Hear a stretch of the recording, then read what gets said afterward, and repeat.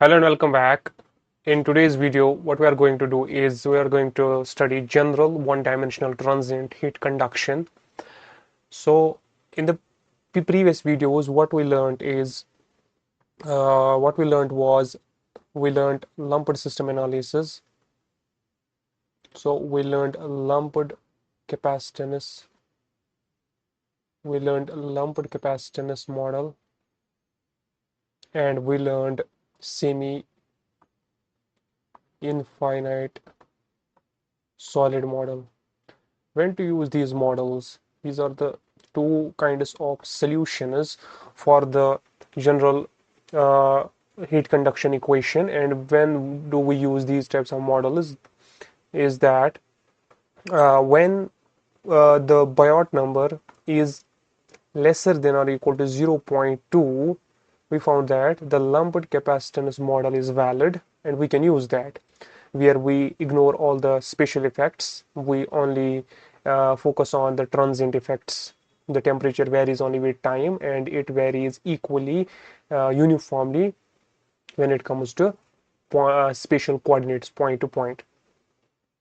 And in semi-infinite solid model, what we studied was we have a surface, and when the temperature of the surface increases, heat starts to transfer on the other end, but the thickness of the body is very large, such that this heat transfer depth, if we call it delta, is much smaller than the entire length of the body. So heat never reaches the boundaries, it penetrates to small thickness and never reaches the boundaries.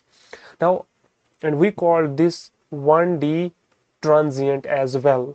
So how these two differ is now, in today's topic we have general one-dimensional transient heat conduction, and in same infinite solid model I also said it was a one-dimensional transient heat conduction. Now what is the difference between the two and how does these three fit? Let's start with that.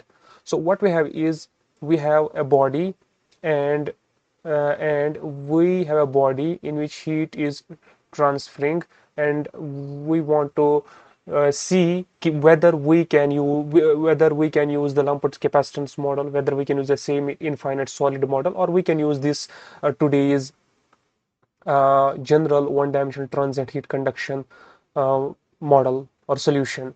So we start with, say, Biot number, and Biot number is uh, HL divided by K. We find a Biot number. If it is lesser than or equal to 0.2, so lumped capacitance model is valid. So temperature varies only purely with the time, and it does not vary with spatial coordinates. Now, if the temperature varies with time as well as spatial coordinates, now there we have two cases. If the temperature varies with time as well as one of the spatial coordinates, which means when we are dealing with temperature changing with one spatial coordinate and the time, we have two cases for that. One is the semi infinite solid model, which we studied in the previous video, and today's general one-dimensional transient heat conduction. So what is the difference between the two and when to use which one? So we start with a number called Fourier number. Fourier number is defined as alpha t divided by L squared. So if this Fourier number is uh, greater than or equal to 0.2, we use this one, and if it is lesser than 0.2, we use this one. So Fourier number differentiates between the two. So we have, if Fourier number is greater than or equal to 0.2, so we will use today's analysis, and if it is lesser than 0.2, we use the same infinite solid model, because based on this condition has been obtained for the fact that delta divided by L is much smaller than 1, much smaller than 1, which means delta is much smaller than the thickness. So what delta represents is, delta is alpha t approximately, and it represents the heat transfer depth.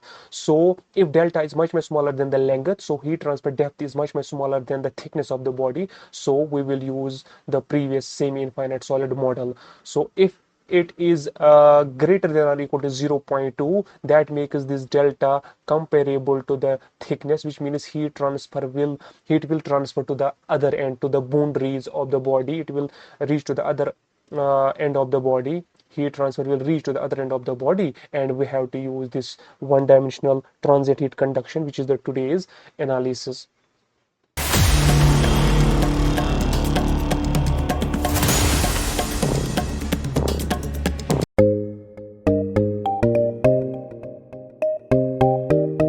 So let's start this one-dimensional transient heat conduction in general, which is the condition when delta is approximately L and not much lesser than L. So what we have for that is when we solve differential equation for such cases, we reach to a solution for, we have three types of geometry that we usually study. One is the slab, another is the cylinder, and the third one is sphere. Let's talk about slab geometry.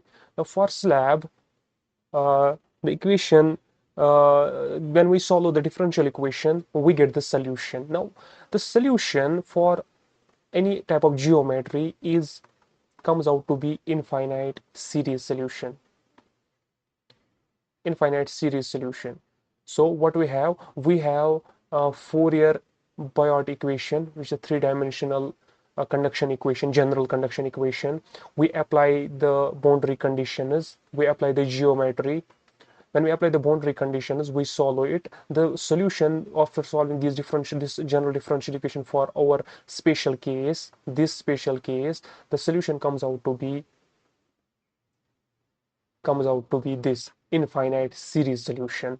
And when we see infinite series solution is something like this, dimensionless temperature comes out to be a summation of something like e to the power minus lambda t, where n goes from 0 to infinity, something like this. So this is the solution in infinite series, and we have to use this infinite series, which means there will be infinite number of terms, and we have to solve infinite number of terms. If we'll initially it looks like that, we have to solve infinite number of terms, and it will become like complicated. But fortunately it is very simple, because what this function here is, it is the exponential decay function, is exponential decay function, and it has been seen that this is dimensionless time. So it is seen that if this dimensionless time is greater than 0.2, we can use only the first term. We can use only the first term of this series, only the first term of this series.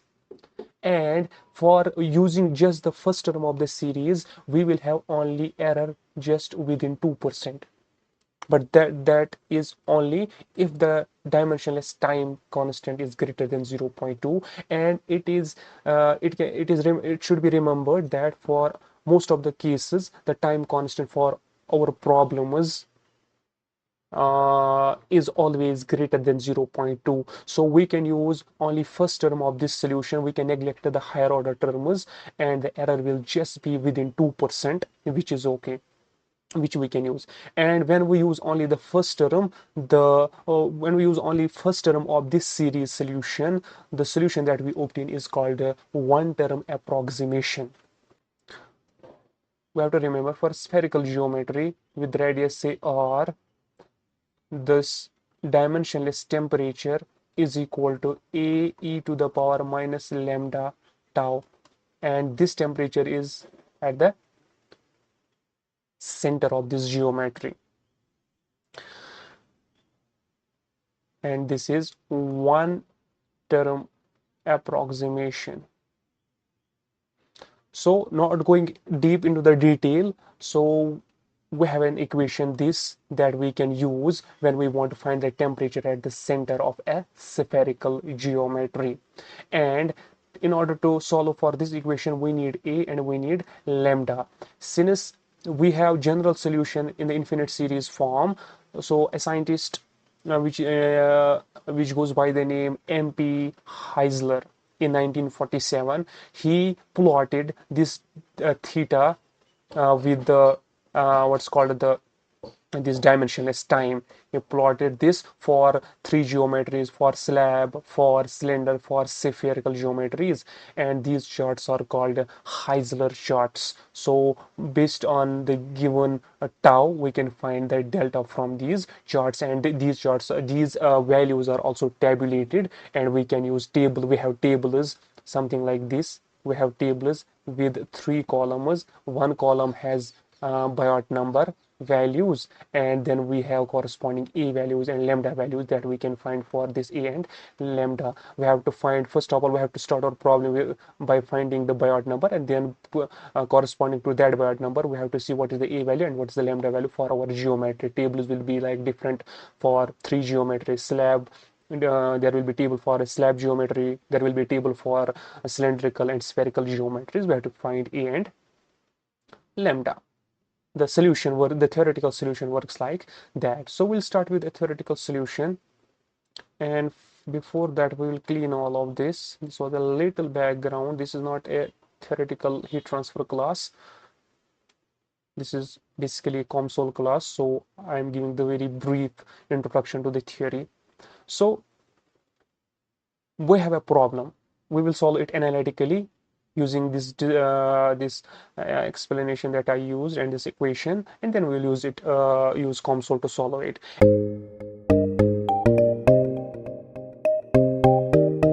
An ordinary egg can be approximated as a 5 centimeter diameter sphere.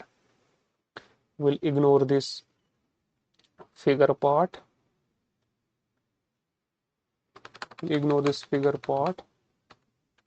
So the egg is initially at a uniform temperature. So we have radius of the egg. Egg will be approximated as sphere. So radius of the sphere is 0.025 meters, and the egg is initially at 5 degrees Celsius temperature and is dropped into the boiling water. If it is when it is dropped into boiling water, so the T infinite is 95 degrees Celsius.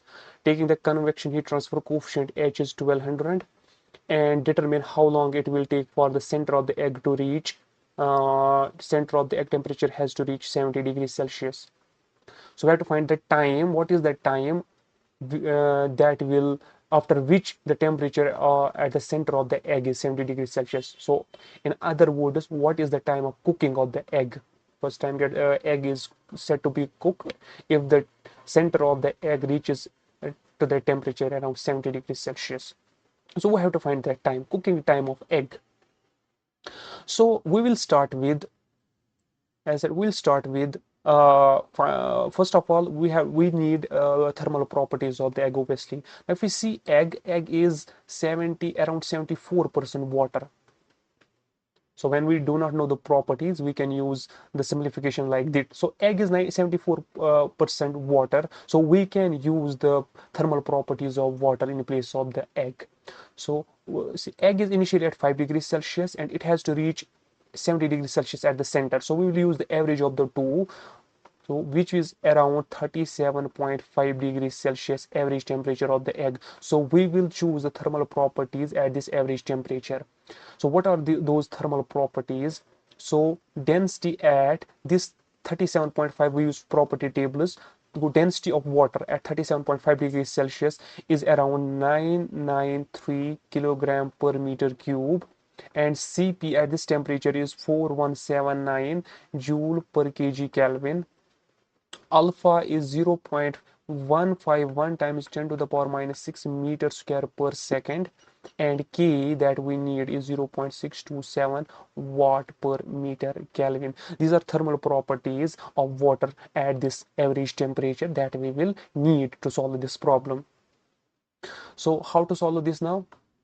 Now we'll start with obviously we'll start with a validity check, whether we can use semi-infinite solid model or we can use the today's general model. We'll start with Fourier number. Fourier number is alpha t divided by L square. Alpha T divided by here L length is radius square. So what is alpha? Alpha is 0.151 times 10 to the power minus 6 as per the properties at the average temperature into time. So we have to find time. So what time value we should use here? So since we have to check, so what we will do is we will use so egg usually boils like for 10-15 minutes.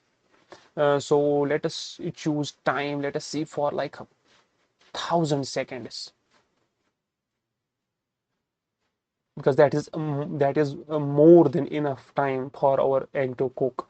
So let us use this time, and our radius is 0.025 meters squared. So this is our Biot number, which gives us enough time for cooking. So if when we solve this, what we get is 0.151 into 10 to the power minus 6 into 1000 divided by 0.025 divided by 0.025, which is 0.242. So this is our Fourier number, and we can see this Fourier number is greater than 0.2. So when our Fourier number is greater than 0.2, we can easily, because we are giving enough time for the egg to cook, so heat will definitely transfer from the boiling water to the center of the egg. That is why it will cook. So heat transfers from one boundary to the other, but it transfers all the way to the center. So there is not any portion of the egg left that where the heat will not transfer. So it's clearly not same infinite solid model. It is general one dimensional transient heat conduction problem. That's why Fourier number is greater than 0.2. So semi-infinite solid model is not valid. We have to use general. So next step is to find the Biot number. Uh, let's find the Biot number. Biot number by definition is HL divided by K. So it will be H here R divided by K. H is 1200, R is 0.025, and K is 0.627. So when we solve this 1200 into 0.025 divided by 0.627, what we get is 47.8.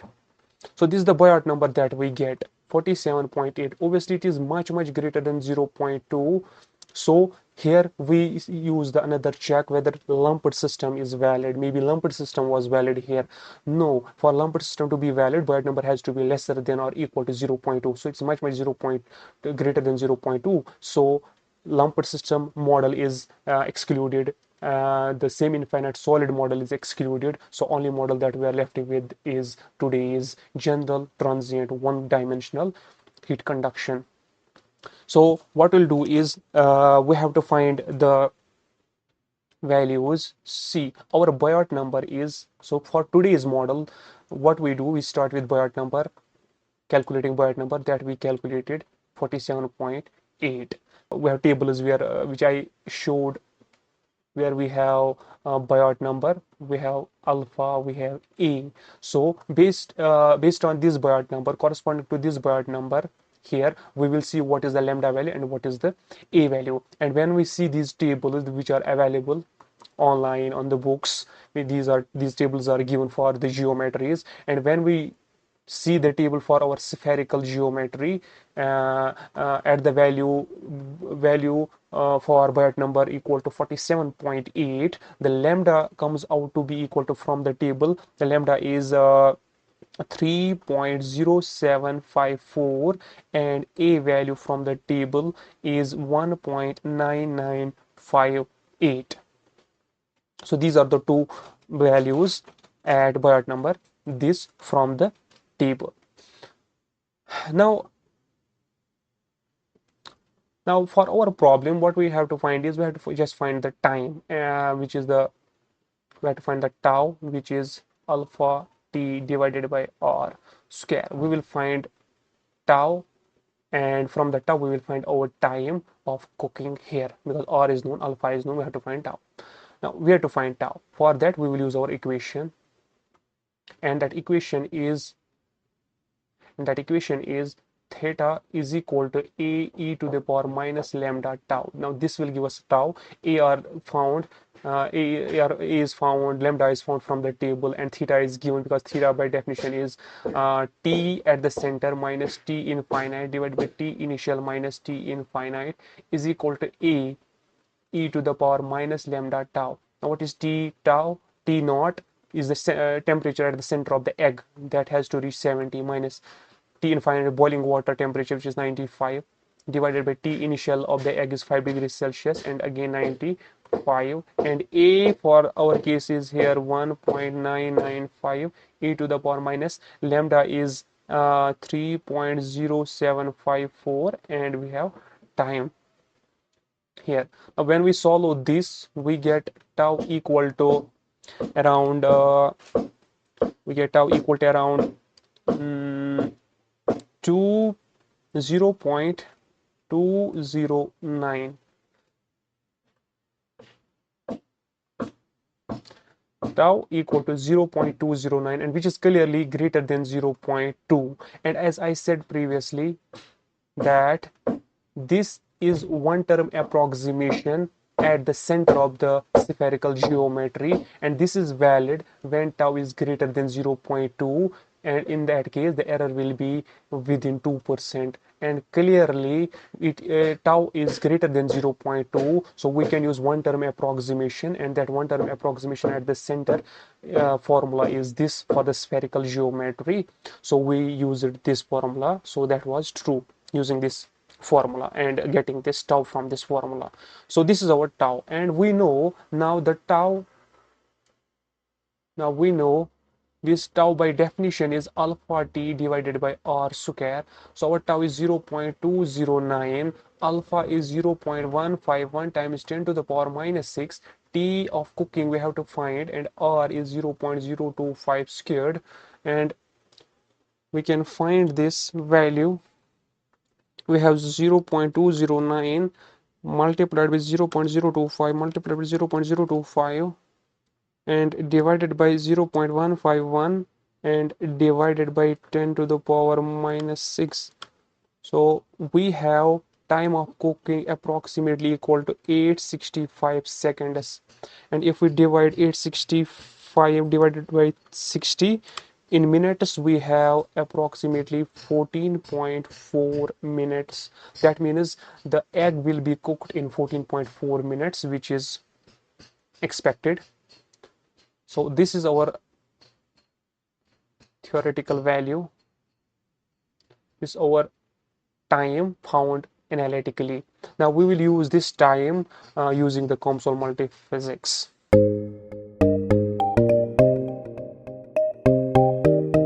Now for that, let's move to COMSOL Multiphysics software.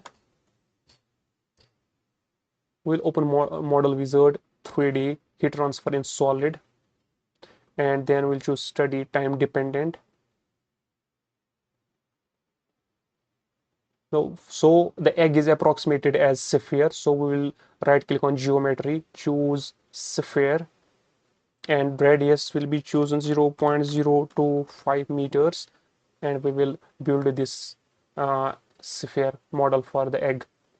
Then geometry is done, then we will go to heat transfer in solids. We will leave the material because we will define the material in this heat transfer in solids.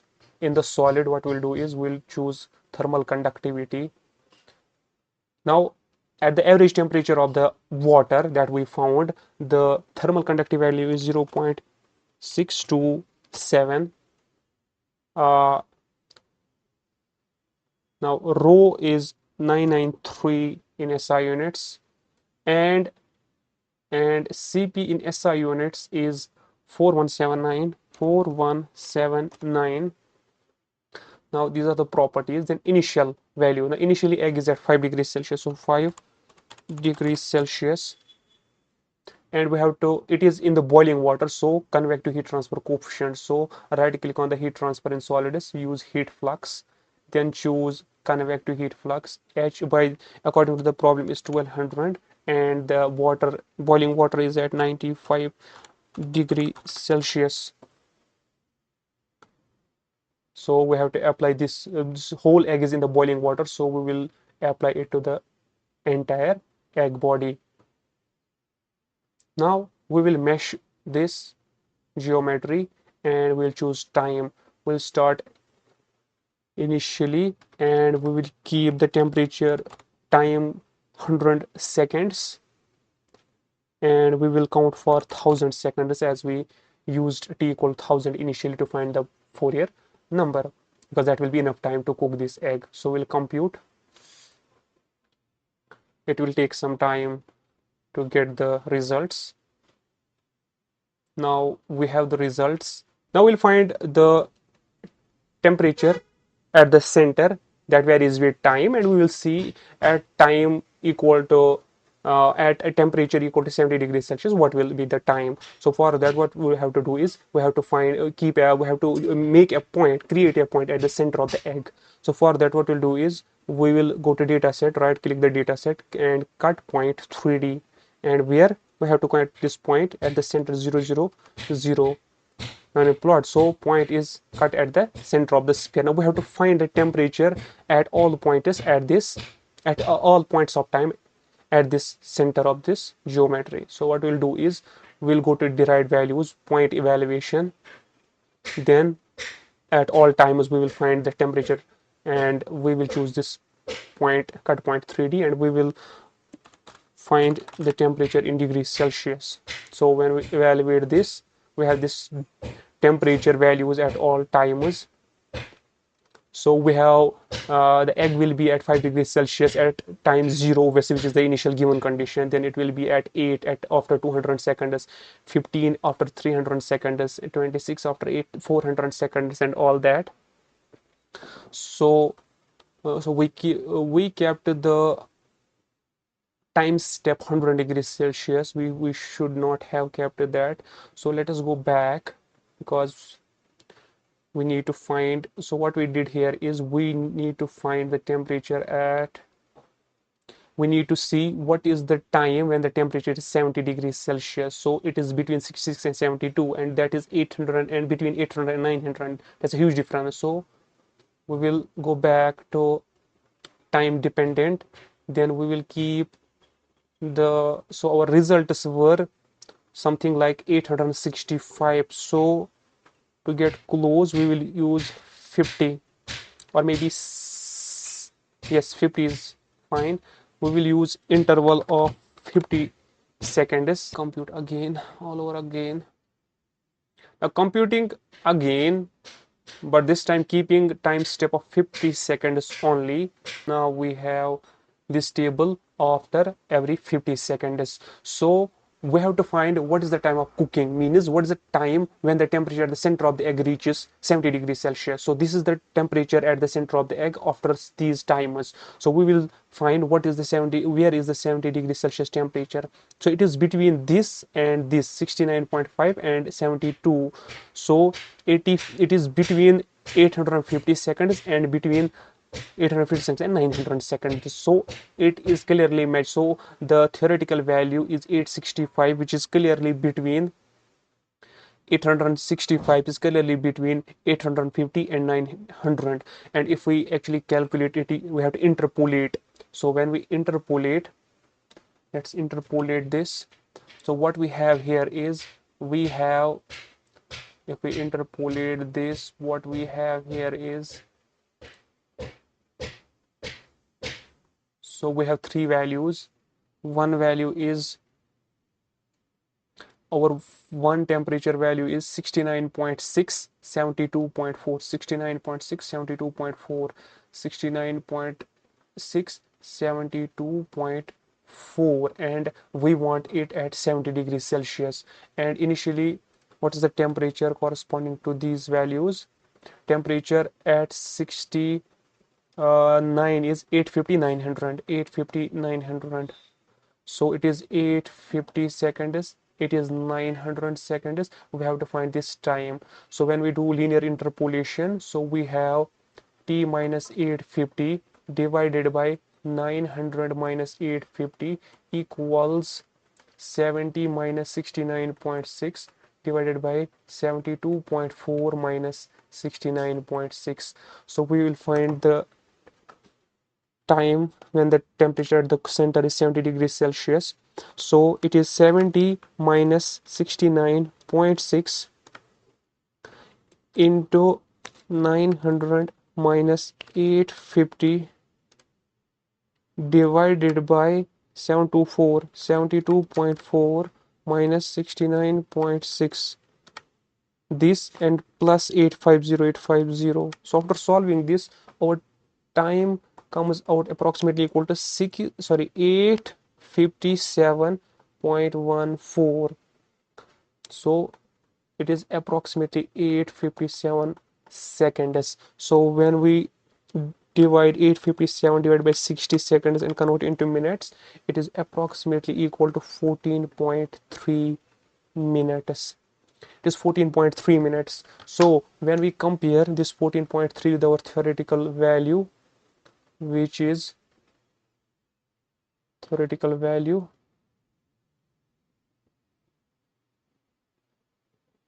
theoretical value was 14.4, and this comes out to be 14.3 minutes, so which is basically the same. And this little error we know comes out from the rounding of error from the software, because they use higher number of decimals. So this was all about today's video and how to use general one-dimensional transient heat conduction. Thank you.